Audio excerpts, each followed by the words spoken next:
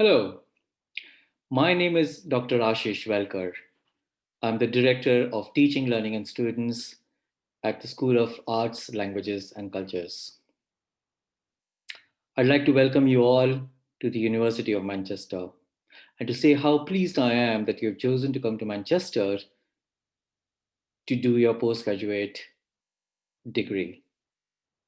I hope your stay here with us is rewarding, enriching, and inspiring. In this very short podcast, what I'd like to do is to introduce you to say a few words about the university, about the school that is part of the university, and give a little bit of a context to the environment in which you will be studying for the next 12 months or so. So I'm just going to reduce the size of my video window here. I just wanted to increase it so that you don't just hear a disembodied voice narrating over the PowerPoint slides.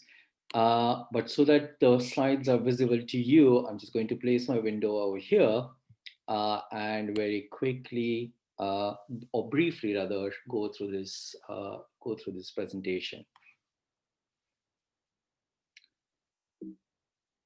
So the University of Manchester is made up of three faculties: the Faculty of Biology, Medicine and Health, the Faculty of Science and Engineering, and the Faculty of Humanities, where our school is located. It is the largest of the three faculties in the university. And each of the faculties has a number of schools, each with its powerful reputations for both teaching as well as research success. One of those schools is the School of Arts, Languages and Cultures, which will be your home for the duration of your degree programs, whether it's part-time or whether it's full-time. I mentioned 12 months. 12 months is obviously for the full-time courses, but if you're a part-time student, you're going to be with us a little longer.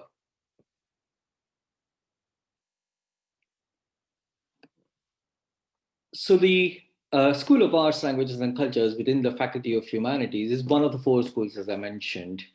The other schools in the faculty are the Alliance Manchester Business School, which has its global reputation as a center for business-related studies. The School of Environment, Education and Development, or SEED as it's known, which is reputation for again, education of education, but also for development. So the Global Development Institute, for example, is part of this particular school, SEED. And the School of Social Sciences, or SOS as it's known, which has the disciplines, or which hosts the disciplines of economics, all the social sciences disciplines: economics, sociology, anthropology, law, and political science.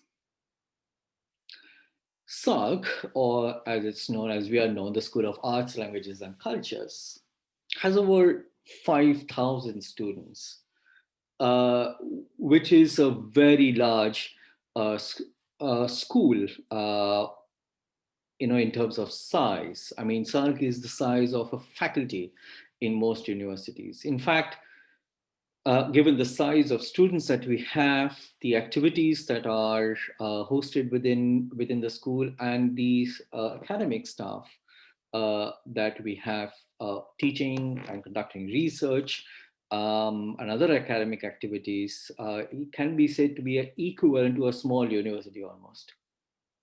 In fact, there are universities, I believe, that are slightly smaller than the school. So the school itself is a very large space, let alone the Faculty of Humanities, which is obviously larger still, and it's the largest faculty in the university.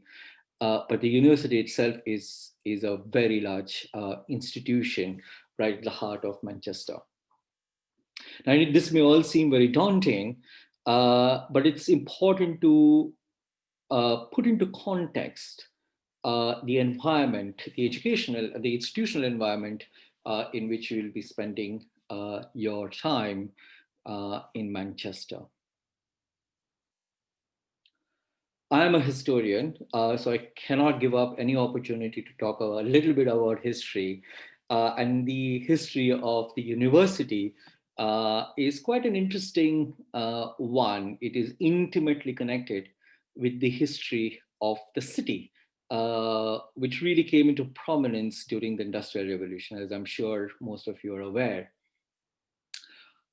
Rest assured, I'm not going to spend the entire podcast talking about the history of Manchester or the history of the university. But it is, the university is made up of its people, but also has its, if you work, when you do get to campus, a a lot of visible heritage structures and locations. And just going over the history, a brief history of the institution would help to put all of those different areas and locations that you find yourselves in into context. So, if you were to notice the in the logo of the university, there is a clever play on words, Manchester, established in 1824. So the university traces its history at least to a institution that was formed in 1824. And let me just take you to the next slide. And 1824, I'm going to the Manchester Mechanics Institution, 1824. There was another one, the Pine State Medical School, which was also established in 1824. But what this chart sort of tells you is the university really is an amalgam of all these historical educational institutions that were formed as the city was experiencing a rapid growth during the period of the late Industrial Revolution. So here we go. The University of Manchester Institute of Science and Technology, or UMIST, as it was known, traces its origins back to the Manchester Mechanics Institution in 1824. So the heritage or the tradition of educating the residents of the city and those who flock to the city as a result of the Industrial Revolution goes back to almost 200 years now, just shy of 200 years. Now, the UMIST was also joined by another institution known as the Victoria University of Manchester, which developed out of the Owens College, founded in 1851. And also some of the other institutions that I mentioned here, the Royal School of Medicine and Surgery, formed in 1824. So that 1824 date has a particular resonance for the history of the institution and the way the university traces its heritage all the way back to that period. Now, these two institutions, UMIST and the Victoria University of Manchester, are important. They were independent institutions. They worked together for many years. There were lots of overlaps between the two institutions, but they were independent institutions in the city for most of their history. In fact, the current campus is really the campus of the Victoria University of Manchester, including the Owens College, and parts of that are still visible on the campus. And if you were to take a campus tour, you'd be able to see many of these buildings and institutions still sort of being visible in the campus and in and around the campus. UMIST, of course, was located in the heart of the city, or closer to the city center, I must say, closer to Piccadilly. If you are in Piccadilly, if you're new to Manchester, if you're at Piccadilly, you'd be able to see some signage of the University of Manchester, and chances are that you're looking at what used to be the campus of the Manchester Mechanics Institution. Now, why is all this important? This is important because physically the university is, the current University of Manchester is actually located in two campuses rather. The South Campus, the main campus as it's known as, which is really the uh, the location of the Victoria University, and the North Campus, which was really the UMIST, and those buildings which are closer to Piccadilly, Piccadilly Gardens and Piccadilly Station. The current university, the current iteration of the University of Manchester, is really formed as an formed through the takes its form following the merger of the Victoria University of Manchester and the University of Manchester Institute of Science. So Victoria University and UMIST basically merged together in 2004, and this creates the current form of the University of Manchester in 2004. So you might argue, how old is if you were to ask someone, University of Manchester, how old is it? Well, technically it could be traced to 2004, but its traditions, its heritage is as old as the modern city of Manchester, and that's the point I wanted to sort of stress. But I did tell you I'm a historian, and I just cannot resist saying a little bit about the historical context of contemporary institutions. So I just hope it gives you a little flavor of the kind of institution that you have chosen to be part of during your postgraduate degrees. Some of you would have been with us during your undergraduate education, so this may be familiar to you, but it's not. Even if it's not, I hope this has given you a little bit of a background of where you are doing your higher education, you're spending your higher education years. Let me stop waffling here and just move on from the historical origins of the University of Manchester to tell you a little bit about the School of Arts, Histories, Arts, Languages and Cultures. My apologies. Right. So on a sunny day in Manchester, this is what the school, the campus will look like. And that building that you see, the Faculty of Art building, that used to be an old Faculty of Arts building, which is now where the school offices are located. And it does get sunny in Manchester.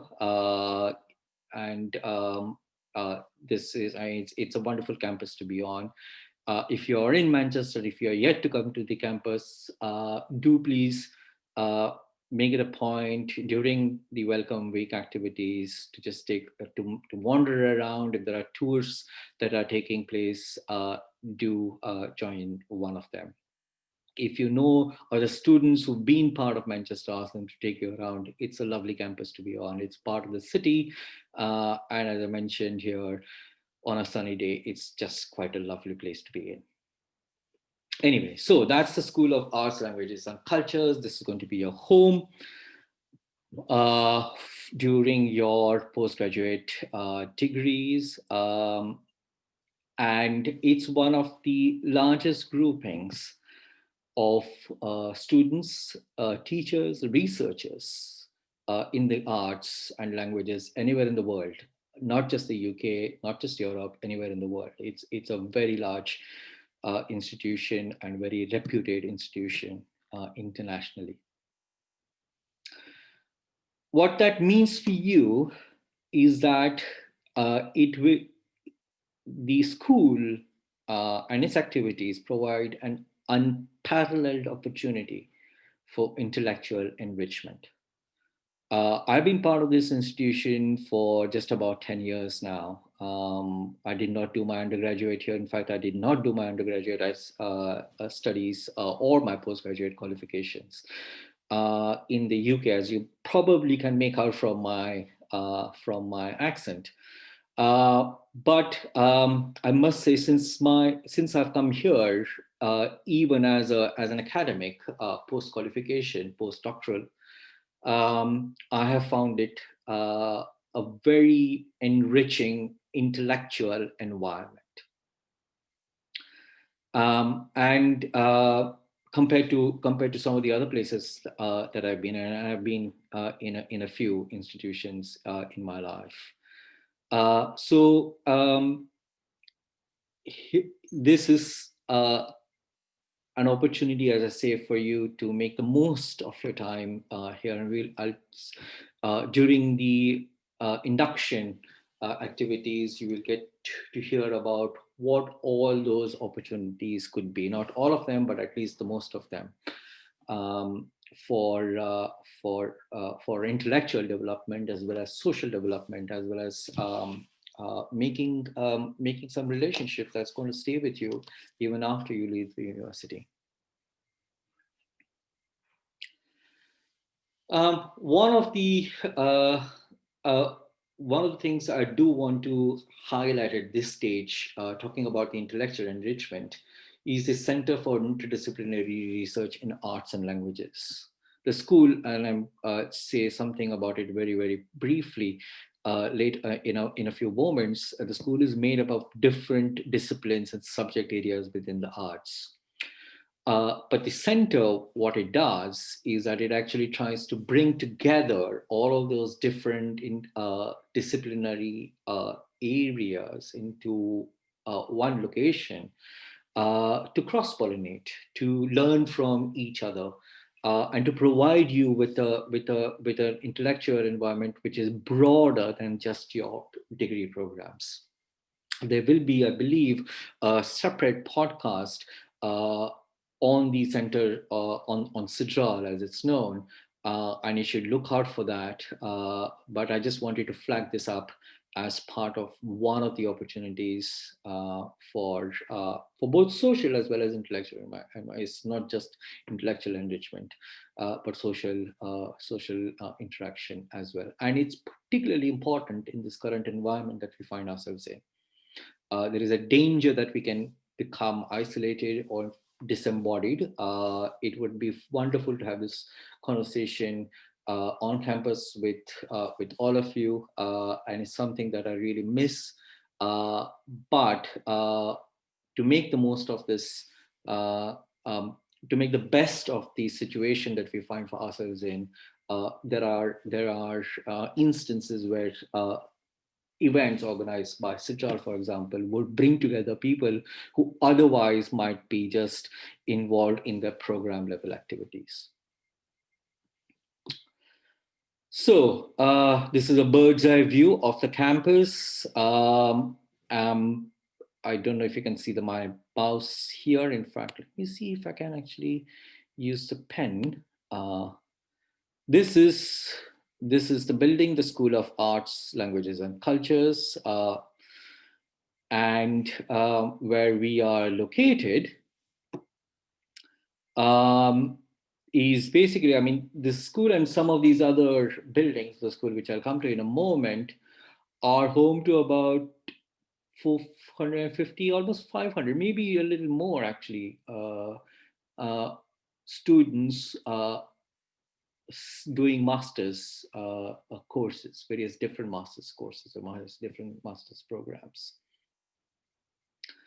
Um, and most of them are full-time students. There are a few who with us who do part-time degrees. One of them may be you, but it's an environment that is probably, how should I put it, not just welcoming but also suitable for whatever kind of postgraduate qualification, for whatever your reasons for coming back to academia, or if you've never left academia, continuing your education, following your graduate training, graduate qualification.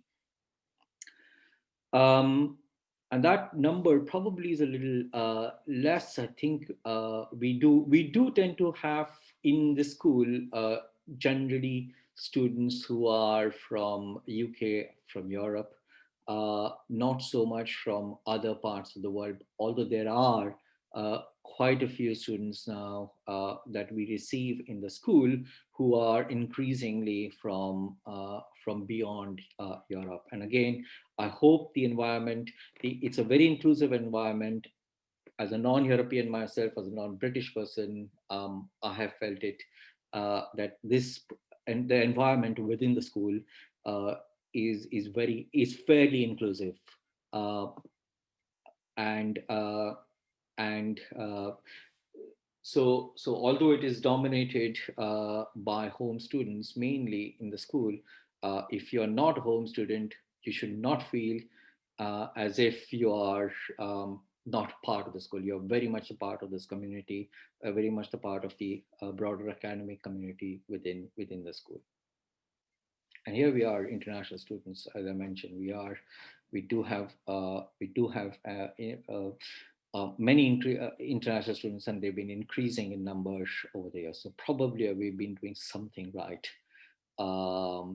We compared to some of the other schools like the business school or the School of Social Sciences, especially see the School of Environment and Development.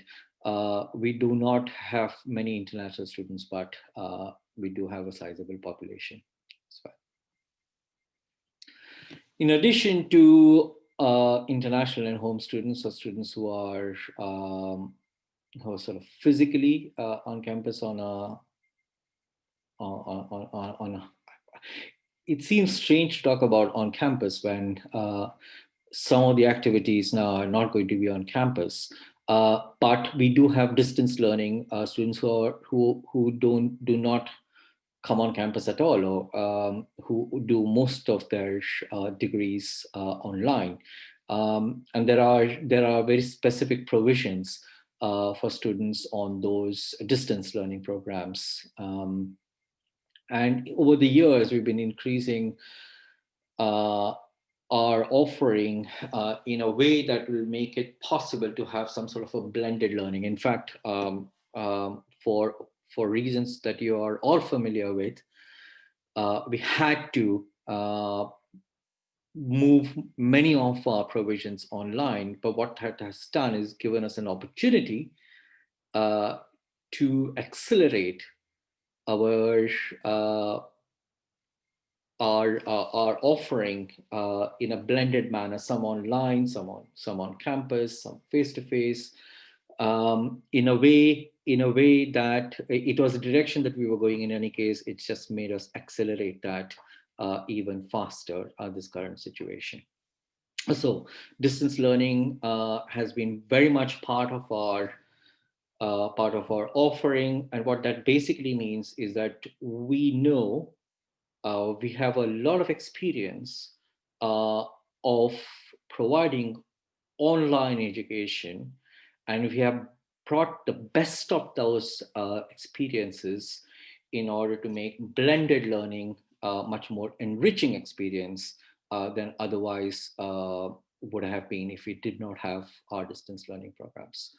So if you are part of the distance learning programs, um, you're obviously getting some of the best provisions possible, but that experience has helped us to bring those learnings to the larger or wider postgraduate taught community of students. So, where is the school located?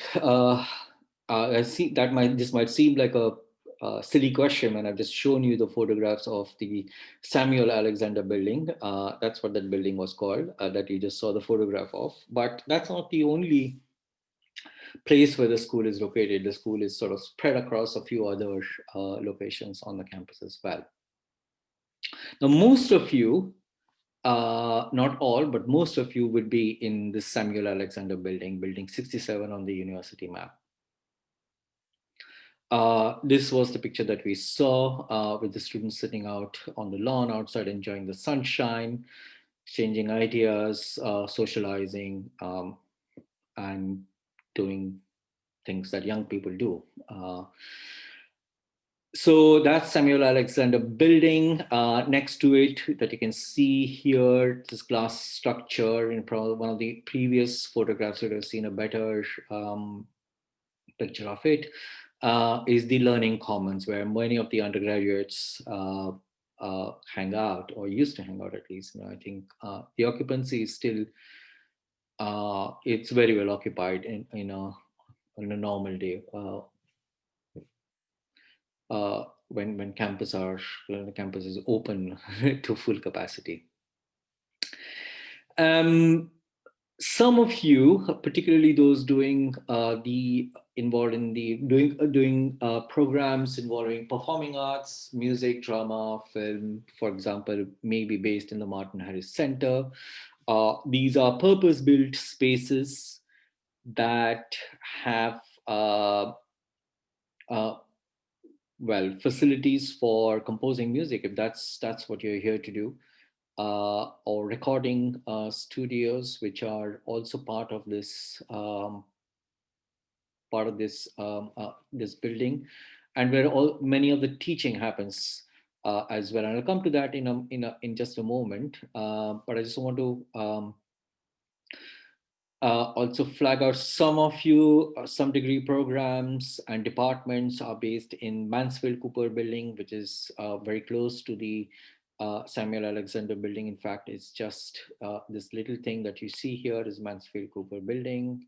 It's not too far from the Samuel Alexander building, which is where the school offices are. And Ellen Wilkinson building, which is this thing that you see at the back, I think, building 677 on the university map. And this is where most of the departmental offices are based of the various individual departments. The main school office is based here is located in the Samuel Alexander building. Now, most of your tutors, your academic advisors, your lecturers that you would be meeting are based in one of these four buildings. These buildings also have teaching spaces, but it may be that for some of your activities on campus, you would be somewhere else on the in one of the other buildings that are not these four, some other buildings which are purpose built teaching spaces. So I just wanted to highlight these buildings for you in case you do have to go into campus to meet up with your for whatever reason, your program teams, the office, the departmental offices are there, and there will be there will be staffed during the semester and coming year. Even though those activities might be limited, there will be a presence in these buildings. In addition to the departments, and I will come to that in just a moment, I want to also highlight to you some of the cultural institutions that may be of particular relevance to some of the programs that you would find yourself, some of the courses that you would be doing, and particularly when it comes to developing your research projects. The university is very fortunate and proud to have some of these cultural institutions that are open to the public. They are not just for academics and for students of the university. They are open to the public, but they are very much a part of the university and its heritage. The John Rylands Library, for example, is not only one of the oldest a grade 1 listed neo-Gothic building, but is very much a practicing an active archive that houses some of the most rare manuscripts, some of the most valuable manuscripts and collections from across the world and across time. Um, and it's a very rich heritage that we have. The staff are particularly welcome PGT students who not only engage in postgraduate research activity, but also in terms of outreach rather, and public facing activity as well. So if you're in the city and if you're new to the city, it's definitely worth a visit. It's part of of the of the of the university. The other is the Manchester Museum. If you've been, again, as I mentioned, if you're in Manchester, if you walk down Oxford Road, the very impressive building, neo-Gothic building that you see on Oxford Road, is part of the Manchester Museum, or rather, part of that building is the Manchester Museum. And it has, uh, from an archaeological perspective, collections of objects from prehistory all the way to modern history. Um, I mean, if you're into, I mean, it's not just dinosaur skeletons, but collections of things like rare coins and money, which tells us something about how society is engaged in commerce and trade, and the social and cultural institutions that rose around some of those objects. Uh, that's an interesting, or an important part of how we relate with the past. Uh, there I go again, as the historian in me comes out occasionally, unsuspecting even sometimes. But museums are opportunity for us to interact with members of the public um, that we may not often come into contact with. The finally, from the arts perspective, the Whitworth as a showcase of art and sculpture, for example, is a another very important cultural institution that we are proud of to be part of the university, that continues to showcase activities and artists from across the world. So these institutions, they're cultural institutions, but they also support academic work and academic enterprise. These are some of the institutions that I wanted to flag, and some of you might be interested. You may already know about it, but it's part of the experience of being a postgraduate student. You should make this a part of your experience of being a postgraduate student here in Manchester. Finally, we're coming towards the end of this podcast. I just want to flag some of the key resources and support that will be available to you.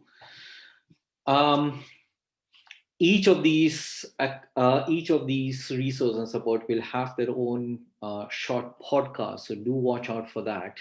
But I just wanted to mention that as a student here, and particularly in these challenging times, you have access to all of these things, all of these resources, all of these support activities and support infrastructure that has been in place for many years now, and we will continue to support and provide this both on campus as well as online throughout the year. The kind of experience uh, may have changed, but that hasn't diminished the overall support that we've been able to provide you. Your program, your degree program, is based in departments, whether it's history or languages or HCR, the Humanitarian Conflict Resolution Institution, or drama or film or whatever else. And I might have left out your department, uh, uh, but all of these departments, your programs are basically based in departments. They are run by program teams, people in the office who actually support all of your activities, all the way from registration to ensuring to helping you in terms of timetabling and whatever else other support that you will require. So the program teams, the institution offices are there. There is the PGT office, and I'll talk about that in just a moment. But the program teams are also your academics. The program directors who will be in touch with you about details about your degree programs, your what to expect during the upcoming semester and in the rest of the year. These are all program teams, your individual course unit directors, the academics who convene the course units and teach on those course units, and others who actually would be lecturing you or taking your seminars or directing your seminars. They are all part of the program team, and that entire support structure is designed from to make to give you the academic support that you require and that you're entitled to as students of the University of Manchester. In addition to the departments of the program teams, we also run something called the PGT Skills Program, and this is an important and it's been a long-running program. Many of our students who've done their postgraduate training with us have, uh, have basically told us uh, how valuable they found the PGT Skills Program. This is not part of your degrees. It's an additional opportunity that's available to you, and it focuses on different things as well that you are depending on what you really want to get out of this postgraduate experience, whether it's applying for research jobs, for instance, or professional skills, or just study skills, understanding how to survive, or how to not just survive, really, how to get the best out of your degree programs, or best out of your time here in Manchester. What are the skills that you would like to develop apart from just the knowledge base that you get? So that's run independently, and watch out for the PGT Skills Program. It is going to run this year. It's going to be online for obvious reasons, but it's a non-credit additional program that's available to all of you. Sidral, I have already mentioned. There will be a separate podcast on that. I mentioned the John Rylands Library, and that's a specialist a specialist collection library, but the main university library is also extremely well resourced, both in terms of the physical books, and many of your programs and your disciplines and your subjects depend on material that predates the information revolution, the digital information revolution. And the information revolution is much older than just the digital version of it. So actual physical books and pamphlets and those rare academic journals that are probably no longer in publication, but are available through the library. Um, and of course, books and monographs and many of the other important resources that are valuable for your study programs. So the libraries certainly, and all, as well as the electronic resources that are available to the library, increasing amount of ebooks, journals, and if you're into data sets, for example, as well, are all available through the library. And again, watch out and look out for the podcast on that. Finally, which is not obviously run by the University of Manchester, but very much supported by the University of Manchester, is the Students' Union. This is an important part of the student's experience, um, where you get independent advice from your peers, both in terms of, uh, a whole range of different services, from legal services if you need, if you're an international student in Manchester, whatever regulations and other advice that you need to access, but also the social part of it, uh, making the most of your time in the city if you're here in Manchester. But even if you're online and not physically in Manchester, the Students' Union would be able to support you with many of these activities. In fact, all of these activities that I mentioned to you, if you're an online student, you have complete access to all of this, and you should not you should be reassured that your support is not lacking because you're online. You've chosen to study online. And finally, the Student Support and Guidance Office, and I'll just come to that in a moment. In fact, in the next slide that I have here, I mentioned the postgraduate program teams. Much of the administration that happens through the postgraduate administration team. It's a centralized team across all the different programs. Here's the email. If you have any questions, any doubts, any issues, just email. Somebody or the other is always manning this email box. It's continuously monitored during uh, opening hours, of course. But in addition to the email, there is also an instant chat support that is available. Again, there is timed, and I've given the links here. You can chat to somebody online if you have a quick query that you need to clarify something with. So that's the postgraduate administration team, or above your department, or your PGT directors. And last but not the least is the Student Support and Guidance Office. Now, the student support comes in many different forms. Your program administration team, of course, will be able to provide you support. Your program director would obviously be able to give you whatever support you require.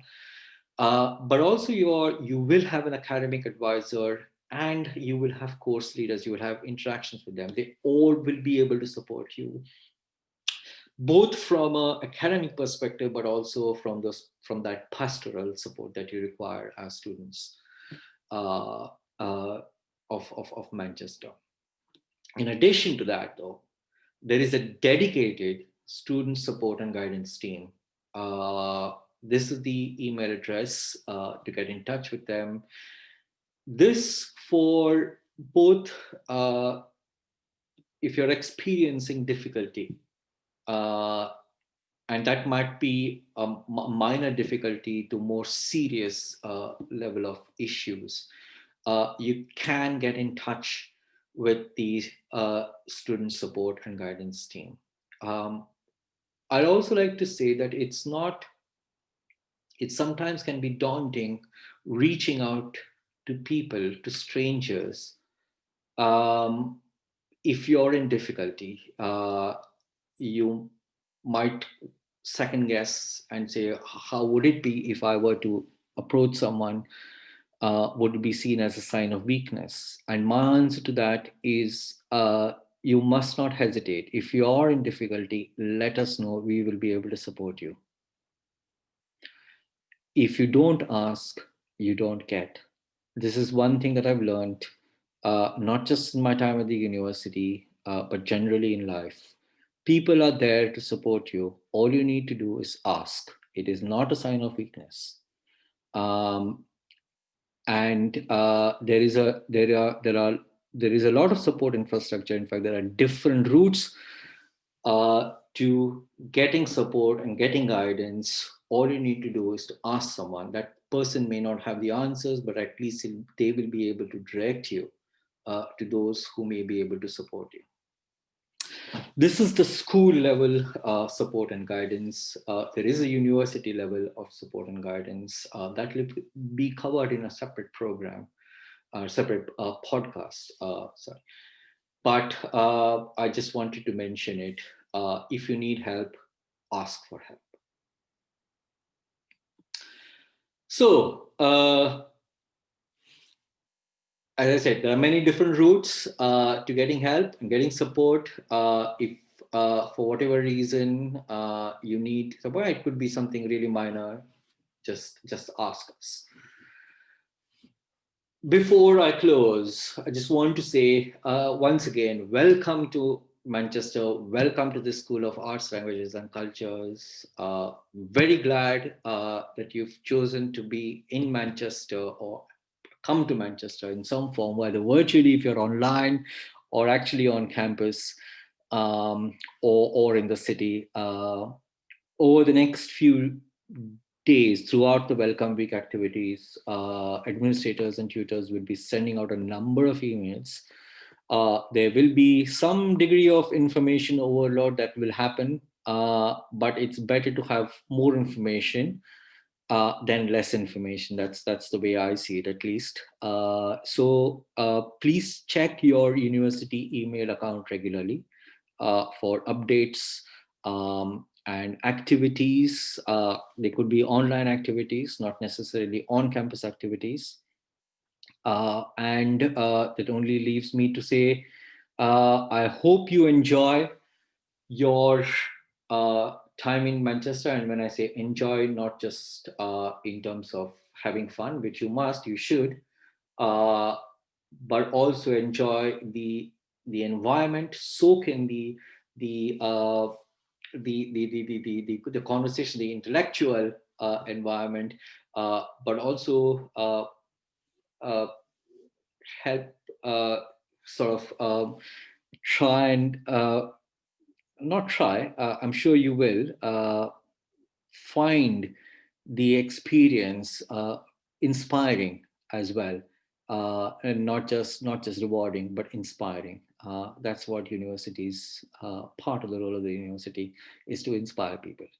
Um, and I hope you I hope you have a very fruitful time here at Manchester with us.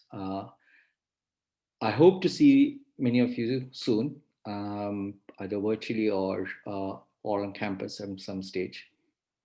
But otherwise, take care, stay safe, uh, and have a good evening. Thank you. Bye.